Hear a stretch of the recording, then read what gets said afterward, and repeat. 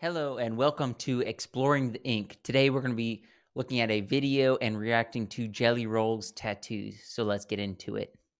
I regret 98% of these tattoos, 97%, almost all of them.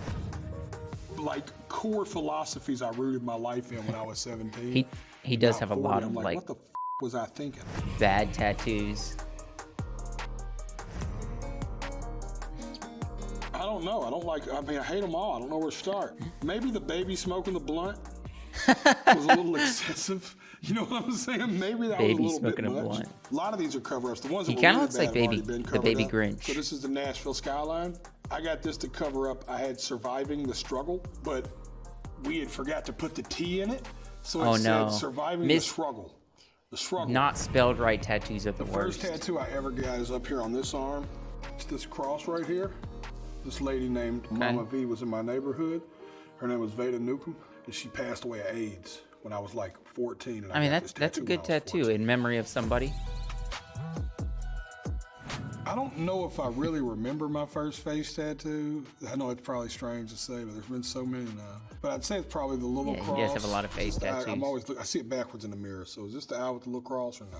This one, there should be a little one over here and a teardrop on one of them. Them three were the first, the pairing of the two crosses of the teardrop. Probably my most meaningful tattoo, as cliche as it is probably the big cross. It was symbolic of a change in me. It was symbolic of a kind of a new beginning, understanding that I need to bear my own cross. I need to carry my own cross, as the good book says. So that was kind of a constant reminder. Jelly Roll, all these tattoos do feel like he likes the old hymns, old church, kind of southern. There are some really good tattoo artists in jail. Style I in just his could never music, afford one. and so I even had to get the cheap tattoo artist. Shows when I in was his jail. tattoos. Couldn't even afford them then. When they were 2 packs of cigarettes, I only had a can of coffee. I got a tattoo on my back that was what they call a pick and poke, where they just no.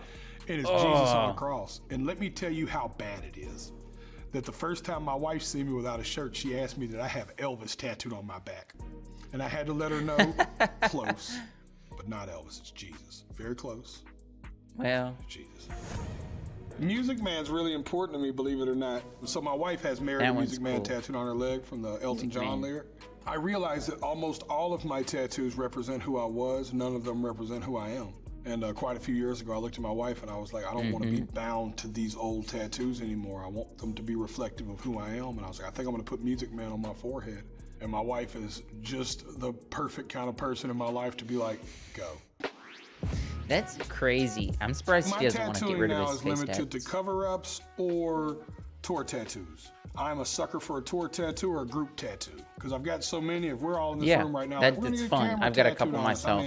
We're doing it as a tribal moment. Me and a bunch of camera dudes. Y'all call me. I'm down. I'm a homie, and I'll throw a little camera on me somewhere. You know what I mean? So I love that. Like I got a quokka. Me and like 10 people got this drunk on the beach in Miami, Fort Lauderdale once. Get this quokka camera, man. I want to remind people in life, this is the happiest animal on the planet. It's native to one island. It has no predators there. It lives off eucalyptus leaves and it has a constant smile. Because it lives off eucalyptus leaves, it is stoned.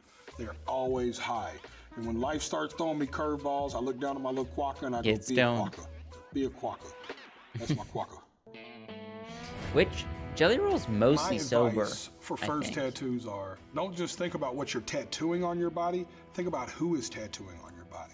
Pick one artist, spend as much money as you can on the greatest artist you can afford. If you can't afford the artist you want right now, start putting money in a coffee can until you can.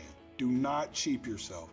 I think about it all the time. We will buy a $200 pair of Jordans and not think twice about it. We'll buy a $1,000 iPhone on a payment plan and not think twice about it. We would spend all this money on stuff that we're going to upgrade next week.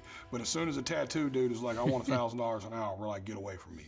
It's crazy how we look at tattoos. It is crazy, but the art that they're putting into this. So I would say each artist is different. Tattoo artist, pay the money and take your time and let them build something for you that's beautiful. Yeah, I tell people I regret my tattoos, but I would not get tattoos. If I could do it all over again, I'd have went from the tip of my finger to the back of my head.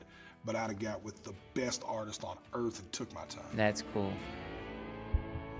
That's cool.